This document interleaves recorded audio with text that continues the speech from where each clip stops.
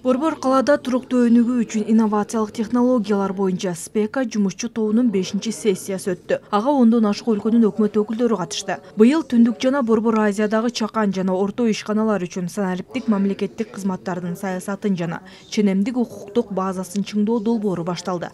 Программа 2 жылга эсептелинген. Максат Түндүк жана Борбор Азиядагы санариптик мамлекеттик кызматтар жана платформалар үчүн учурдагы саясатты жана ченемдик базаны бекемдөө. Анда бизнес моделдерин жана процесстерин санариптештирүү, жаңы санарип платформаларды түзүү муктаждыктарына өзгөчө көңүл бурулат. Программанын жумушчу тобунун 5-сессиясы интеллектуалдык менчик жана инновациялар боюнча мамлекеттик агенттик тарабынан уюштурулду.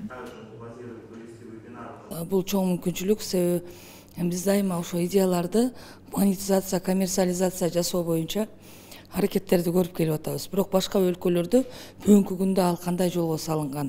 Алар башка өлкөлөрдөн келген, ошо дүйнөнүн бурчунан, ар бир бурчунан келген өкүлдөр өздөрүнүн тажрыйбасы, интеллектуалдык менчик жөнүндө аларды бүгүнкү күндө кантип ошо акыл эс байлыгын бүгүн базар рыногуна тартуулап жаткандыгы тууралуу, маалымат каражаттарын кантип пайдаланып аларды акыл эс байлыгын мындан ары өркүндөтүү максатындагы сөздөр бүгүн байма-бай айтылып, жана мындай бир кезектеги эле семинар же форум болуп калбастан, бул жигердүү, мындайча айтканда бир жандуу дискуссия,